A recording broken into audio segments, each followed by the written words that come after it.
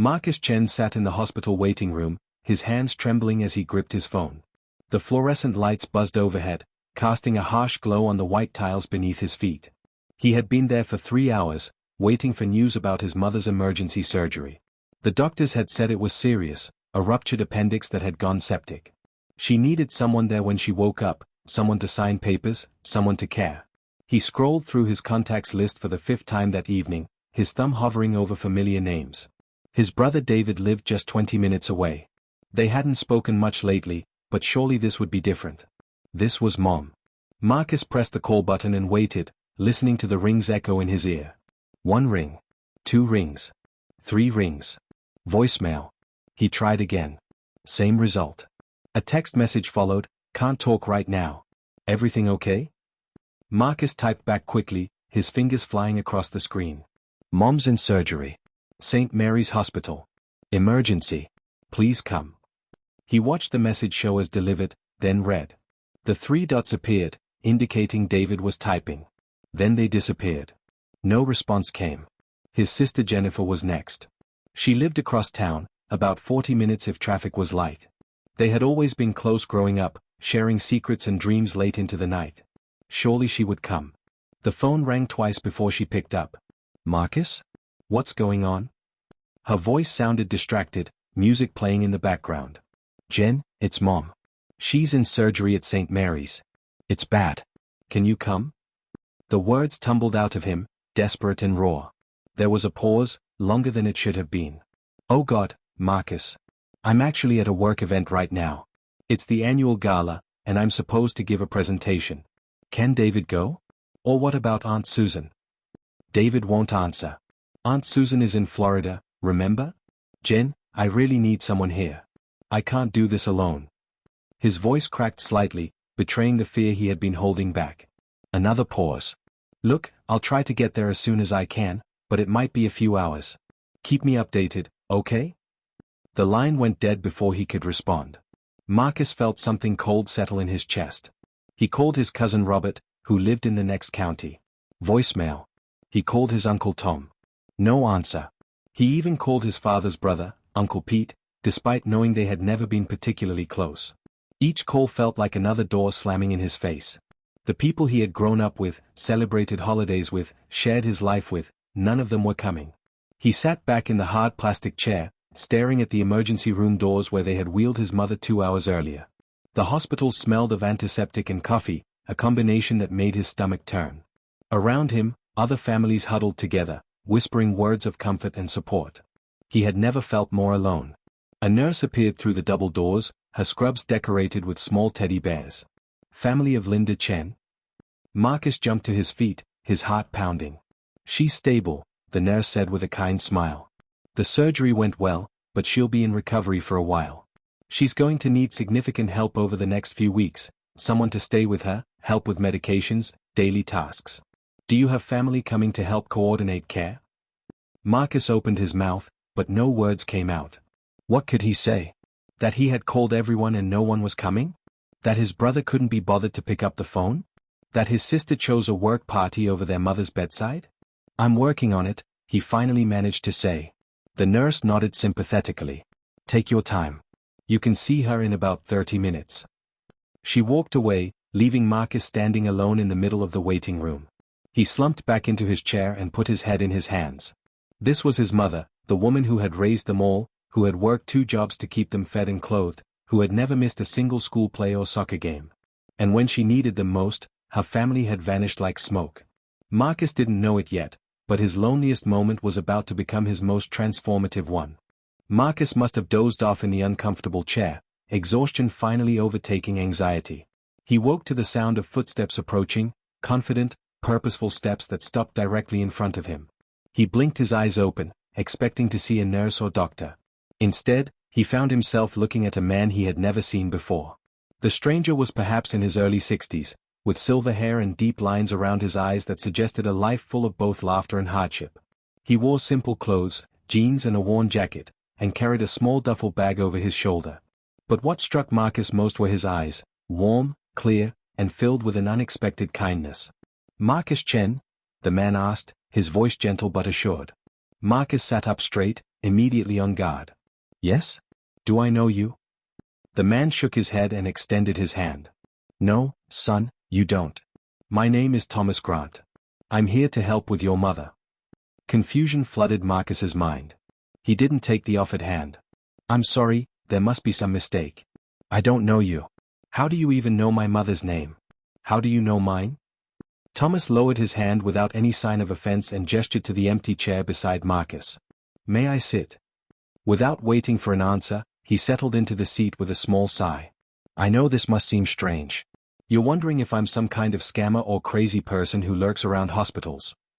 The thought crossed my mind, Marcus said warily, his body tense and ready to call for security. Thomas smiled, a genuine expression that somehow eased a fraction of Marcus's suspicion. Fair enough. Let me explain. I volunteer with an organization that partners with hospitals to help families in crisis. When patients come in without adequate support systems, when family can't or won't show up, we step in. A social worker named Patricia mentioned your situation about an hour ago. She noticed you were here alone, making call after call, and thought you might need help.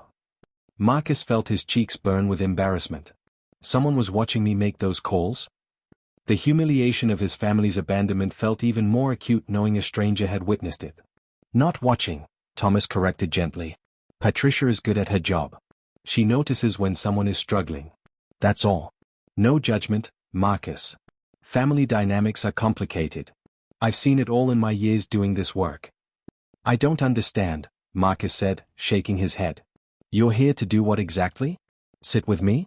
I don't need a babysitter. Thomas leaned back in his chair, completely at ease despite Marcus's hostility. I'm here to do whatever needs doing. Your mother is going to require round-the-clock care for at least the first week after she's released. She'll need help getting to the bathroom, taking medications on schedule, preparing meals, changing dressings on her surgical site. She'll need someone to drive her to follow-up appointments and make sure she doesn't try to do too much too soon. I'm guessing you work full-time? Marcus nodded reluctantly. I'm a high school teacher. I can't just take weeks off. Exactly, Thomas said. So here's what I propose. I have extensive experience as a caregiver. I'm CPR certified, I've worked with post-surgical patients before, and I have excellent references that the hospital has already verified. I'll stay with your mother, in her home, for as long as she needs help. No charge. That's what the organization does. The offer was too good, too perfect. Marcus's skepticism flared. Nothing is free. What's the catch? Are you trying to get into her house to rob her? Steal her identity? What? To his surprise, Thomas laughed, a rich, warm sound that filled the sterile waiting room. I promise you, son, I'm not after your mother's valuables. Though I appreciate the healthy skepticism. It's good to be careful. He pulled out his wallet and extracted several cards. Here's my driver's license, my volunteer ID with Hope Harbor, that's the organization, and Patricia's business card. Call her right now if you want. Verify everything I've told you. Marcus took the cards with shaking hands and pulled out his phone. He called the number on Patricia's card. A woman answered on the second ring. Patricia Williams, Social Services. Hi, this is Marcus Chen. I'm at St. Mary's with my mother, Linda Chen. A man named Thomas Grant just approached me and said you sent him. Oh yes, Marcus. Patricia's voice was warm and professional. I hope that's all right. I noticed you seem to be handling things on your own, and I know how overwhelming this situation can be. Thomas is one of our most experienced volunteers. He's been with Hope Harbor for 8 years. I can absolutely guarantee his credentials and character. They spoke for several more minutes, with Patricia explaining the program in detail and offering to email Marcus additional information and references. By the time he hung up, his suspicion had transformed into cautious hope mixed with overwhelming confusion. Why would you do this? Marcus asked Thomas, his voice barely above a whisper. You don't know us. You don't owe us anything. Thomas was quiet for a moment, his gaze distant. 15 years ago, my wife had a stroke. Massive, devastating. Our kids lived out of state, California, Texas, Maine. All of them had good reasons they couldn't come immediately. Jobs, young children, financial constraints. Real reasons, not excuses. I spent 3 days alone in a hospital just like this one, terrified and exhausted. He paused, his eyes meeting Marcus's. A stranger showed up. Her name was Eleanor. She stayed with me, helped coordinate my wife's care, taught me how to help with her recovery. She saved my sanity and maybe my wife's life too. What happened to your wife? Marcus asked softly. She recovered, mostly. Lived 8 more good years before cancer took her. But Eleanor changed how I saw the world. She showed me that family isn't always about blood. Sometimes it's about showing up. Thomas stood and picked up his duffel bag. So that's what I do now. I show up. The question is, will you let me help? Marcus looked at this stranger, this man who had appeared out of nowhere offering exactly what he desperately needed. Every instinct told him to be cautious, to refuse, to handle things on his own. But he was so tired, so scared, and so utterly alone. Okay, he whispered. Okay. Linda Chen woke slowly, her consciousness emerging through layers of fog and confusion. The first thing she registered was pain, a deep, throbbing ache in her abdomen that made her gasp. The second thing was voices, low and murmuring somewhere near her bed. One voice she recognized immediately as her son Marcus. The other was unfamiliar, deeper and calm. Mom? Marcus was suddenly leaning over her, his face creased with worry and exhaustion. Mom, can you hear me? You're okay. You're in the hospital. You had surgery, but you're going to be fine. She tried to speak, but her mouth was dry, her tongue thick. A straw appeared at her lips, and she sipped gratefully at cool water. As her vision cleared, she saw Marcus and beside him, the stranger. He stood slightly back, giving them space, but his presence was unmistakable. Who?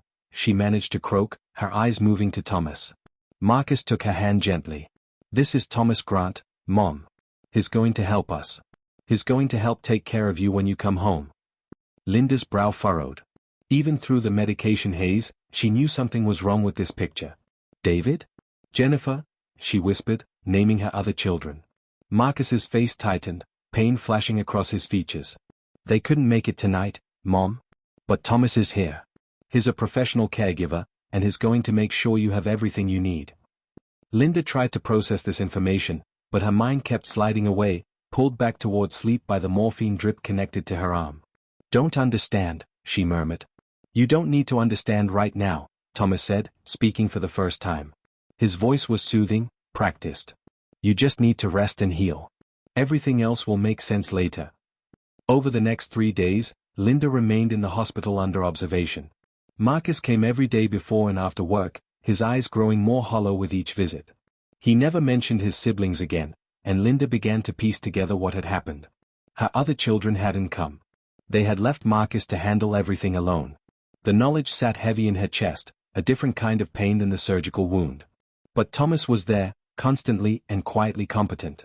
He asked the doctors detailed questions about wound care and medication schedules. He took meticulous notes about dietary restrictions and warning signs of infection. He learned the layout of the hospital, where to get extra blankets, which nurses were most helpful. He treated Linda with gentle respect, never overstepping or assuming familiarity, but always present when needed. Why are you doing this? Linda asked him on the 3rd day, when Marcus had stepped out to take a phone call. Thomas was adjusting her pillows, making sure she was comfortable. He paused and smiled. Because someone once did it for me, he said simply. And because you deserve care and dignity, regardless of your circumstances. You don't know me, Linda said, tears pricking her eyes. I'm nothing to you. That's not true, Thomas replied, pulling up a chair to sit beside her bed. You're Marcus's mother.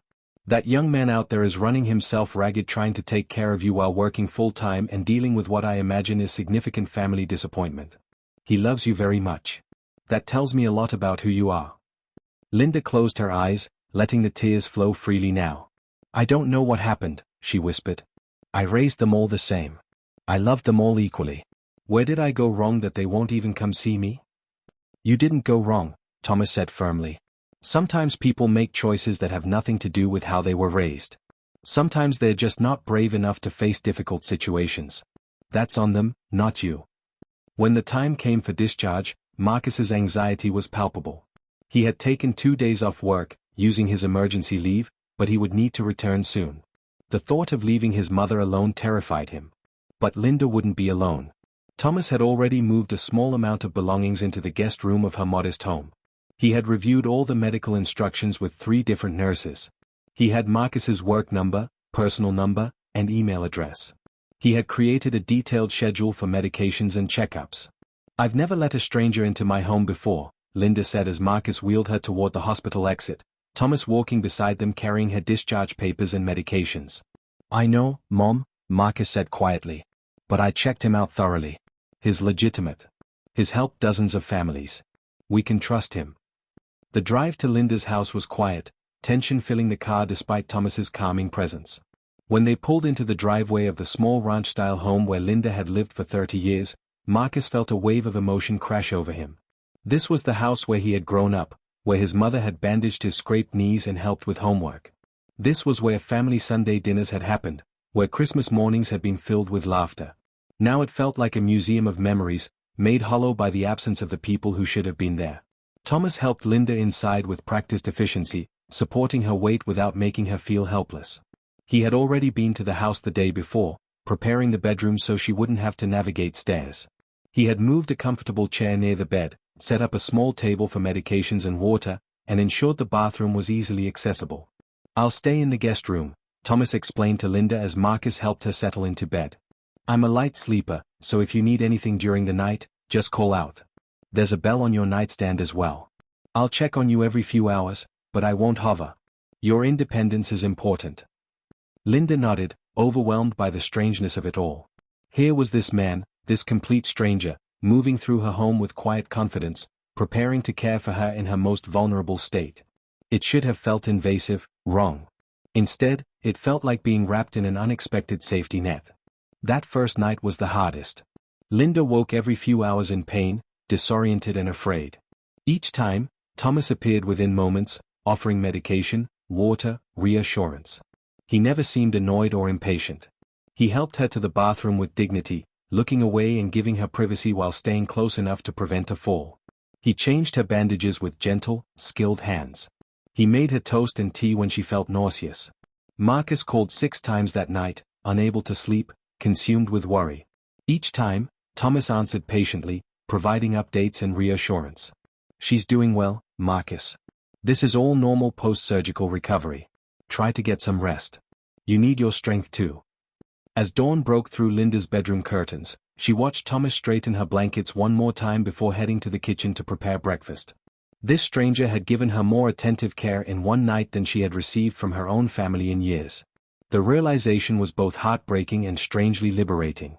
By the end of the first week, Linda's home had transformed into something neither she nor Marcus had expected. Thomas had established routines that made the days manageable and even pleasant. Mornings began with medication and a light breakfast. Thomas would help Linda with gentle exercises recommended by her physical therapist, supporting her as she slowly regained strength. Afternoons were for rest, reading, or watching the game shows Linda loved. Evenings brought simple dinners and conversation. It was during these evening conversations that the real healing began, though not the kind the doctors had prescribed.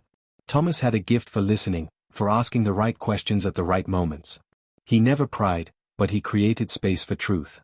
Marcus called me again today, Linda said one evening as Thomas helped her into her recliner. 3rd time this week asking about his brother and sister. I keep telling him I don't know why they haven't visited, but we both know I'm lying. Thomas settled into the chair across from her, his hands folded calmly in his lap. Do you want to talk about it? Linda was quiet for a long moment, staring at the family photos on the wall. There was Marcus at his college graduation, beaming with pride. Jennifer at her wedding, beautiful in white lace. David holding his newborn daughter, his face soft with wonder. They all looked so happy in those frozen moments. Why did real life have to be so much more complicated? I know exactly why they didn't come, she finally said, her voice barely above a whisper. David is angry with me. Has been for 5 years, ever since I refused to co-sign a loan for his business venture. It failed anyway, and somehow that became my fault in his mind. We speak maybe twice a year, always strained, always brief. And Jennifer? Thomas prompted gently. Jennifer is successful, driven, brilliant. She's also exhausted and stretched too thin. She took on her company's biggest account last year, and it's consuming her life. I think she's afraid that if she stops moving, if she takes even one moment to breathe, everything will fall apart. Showing up at a hospital, dealing with family crisis, acknowledging vulnerability, those things don't fit into her carefully controlled world. Linda wiped at her eyes angrily. I'm making excuses for them. You're being honest about complex realities, Thomas corrected. That's different from making excuses. People are complicated. Families are messy. Your children are flawed human beings, just like the rest of us. But Marcus came, Linda said fiercely. Marcus has always come, for every crisis, every need. And I've taken that for granted. I've let him be the responsible one while the others pursued their own lives. What kind of mother does that? Thomas leaned forward, his eyes kind but serious. A human one. Linda, you can't control your adult children's choices. You raised them, you loved them, and then you had to let them become who they're going to be. David's resentment is his to work through. Jennifer's workaholism is hers to address. Those are not your failures. Then why does it feel like failure? Linda asked, tears flowing freely now. Because you're a mother, and mothers carry the weight of their children's pain even when it's not theirs to carry. The conversation shifted something in Linda. Over the following days, she began to talk more openly, about her disappointments, her regrets, but also about her hopes. She talked about her marriage to a man who had died too young, leaving her to raise 3 children alone. She talked about the sacrifices she had made, working 2 jobs to keep them fed and clothed, missing school events because she couldn't afford to take time off work. I thought if I just worked hard enough, loved them enough, they would grow up happy and close, she said one afternoon while Thomas helped her walk laps around the living room. I thought we would be one of those families that gathers for holidays and actually enjoys each other's company. Instead, we're scattered and broken, held together by obligation and guilt. You can't manufacture closeness, Thomas said. It has to be chosen, over and over again. Marcus chooses it. The others don't, at least not right now. That doesn't erase the good you did or the love you gave. Marcus, meanwhile, was struggling with his own uncomfortable truths. He had finally confronted his siblings, sending a group text that laid bare his anger and disappointment. David had responded defensively, claiming Marcus was being dramatic and that Mom was obviously fine since she had a caregiver. Jennifer had apologized profusely but vaguely, promising to visit soon, a promise they all knew she wouldn't keep. I don't understand them, Marcus said to Thomas one evening after Linda had gone to bed.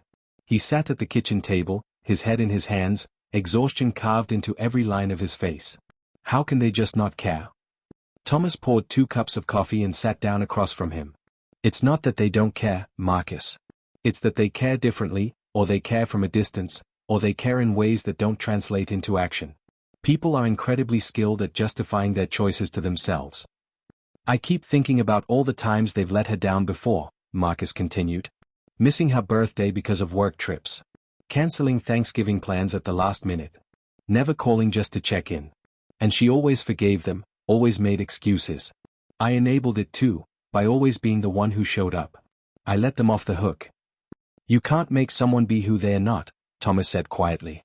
Believe me, I've tried. After my wife died, I was angry at my children for a long time.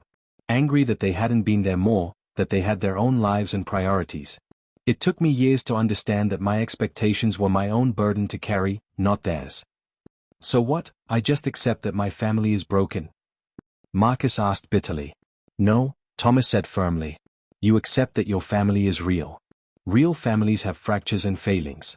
They have people who disappoint and people who show up. They have complicated histories and painful dynamics. But they are still family, and you get to decide what that means for you. The words settled over Marcus like a heavy blanket, uncomfortable but somehow necessary. He realized he had been waiting his whole life for his siblings to become different people, for his family to transform into some idealized version that existed only in his imagination. Maybe it was time to stop waiting and start accepting what was actually true. 3 weeks into Linda's recovery, something unexpected happened. Jennifer showed up. Not with fanfare or explanation, just appeared at the door on a Saturday morning with a bag of bagels and tears in her eyes. Marcus answered the door, his shock rendering him momentarily speechless. I know I should have been here from the beginning, Jennifer said before he could speak. I know I messed up. I'm sorry. Her voice cracked on the last word. Marcus stepped aside wordlessly, letting her in. Thomas emerged from the kitchen, taking in the scene with his characteristic calm.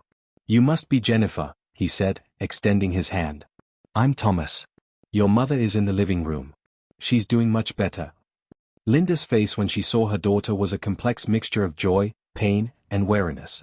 Jennifer, she breathed. Mom. Jennifer crossed the room quickly and knelt beside her mother's chair, taking her hands. I'm so sorry.